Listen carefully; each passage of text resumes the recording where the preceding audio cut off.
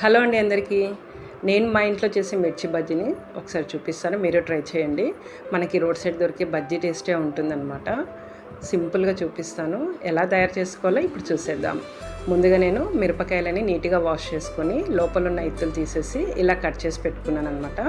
పిల్లల కోసం అని చెప్పేసి ఇత్తులు తీసేసానండి. ఇవి పెద్దగా కారం ఏమి ఉండవు.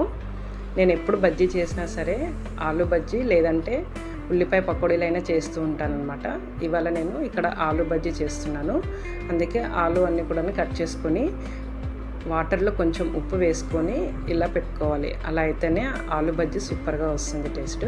ఇవన్నీ కూడా పక్కన పెట్టేసుకొని పిండి కలుపుకుందాము. ఒక గిన్నెలోకి శనగపిండి, కంపల్సరీగా బియ్యం పిండి 1 స్పూన్ అయినా సరే వేయాలి.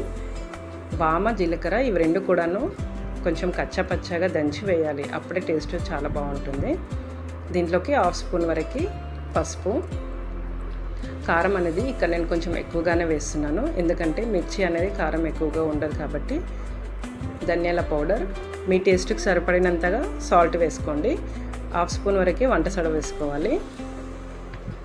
అల్లం వెల్లుల్లి పేస్ట్ అన్నీ కూడాను కలిసేలాగా ఒకసారి చేత్తో ఇలా కలిపిన తర్వాత కొద్దిగా వాటర్ యాడ్ చేసుకుంటూ పిండి అనేది మరీ పలసగా కాకుండా గట్టిగా కాకుండా వీడియోలో చూపిస్తున్నట్టుగా కలుపుకోవాలి. మనకి మిరపకాయకి పిండి అనేది అంటాలన్నమాట. కంపల్సరీగా 10 మినిట్స్ అనేది పిండి వీడియోలో చూపిస్తున్నట్టుగా కలుపుకోవాలండి. కలిపి పక్కన ఉంచుకోవాలి. మిర్చిలోకి ఇప్పుడు స్టఫ్ చూపిస్తున్నాను.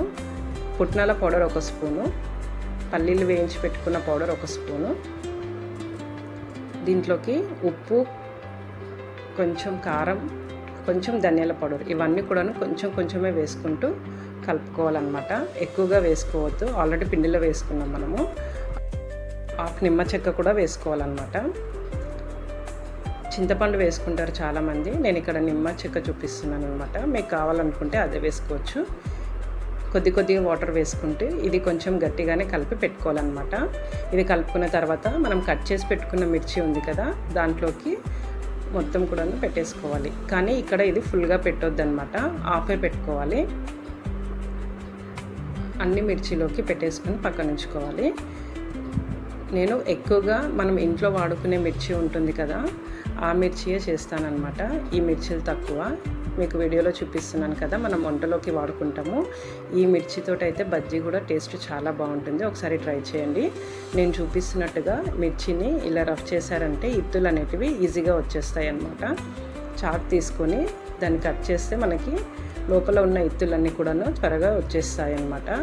నేను ఎక్కువగా చేసే మిరపకాయ బజ్జీలు ఇవేనండి ఇంట్లో. నేను స్టఫ్ చూపించాను కదా, ఆ స్టఫ్ని ఇలా ఇత్తులు తీసేసి దీంట్లో పెట్టుకోవాలి. ఒకసారి ఇలా కూడా ట్రై చేయండి, ఇవి కూడా టేస్ట్ చాలా బాగుంటాయి.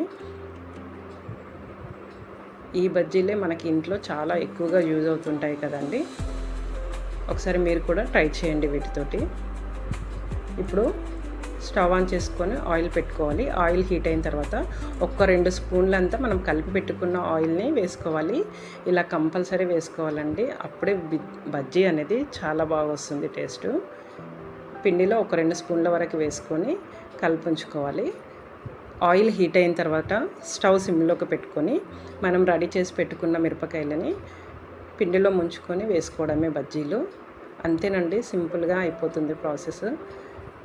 2 వైపులా అంతా కాలిన తర్వాత తీసేసుకోవడమే. టేస్ట్ అయితే చాలా బాగుంటుంది. ఒకసారి మీరు కూడా ట్రై చేయండి. బజ్జీలన్నీ కూడాను వేసేసుకున్న తర్వాత నేను ఇక్కడ ఆలు బజ్జీ కూడా వేసుకున్నాను అనమాట. ఉల్లిపాయ బజ్జీలు కూడా చాలా బాగుంటాయి, నేను ఆ వీడియో కూడా మీకు చేసి పెడతాను. ఆలు బజ్జీ అనేది కూడాను టేస్ట్ చాలా బాగుంటుంది నేను చేసేది.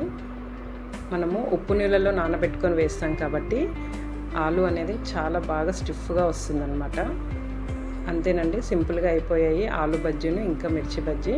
రెడీ అయిన బజ్జీలోకి నేను సన్నగా కట్ చేసుకున్న ఉల్లిపాయలను, ఇంకా వేయించుకున్న పల్లీలు, కొత్తిమీర, నిమ్మకాయ, కొంచెం ధనియాల పౌడర్, ఇవన్నీ కూడాను వాటిని మిర్చి కట్ చేసి మధ్యలో పెట్టుకొని తినేయడమే. చాలా బాగుంటుంది టేస్ట్. ఒకసారి మీరు ట్రై చేయండి. వీడియో నచ్చినట్టయితే ఒక లైక్ చేసి షేర్ చేయండి. Thank you for watching my videos. Bye.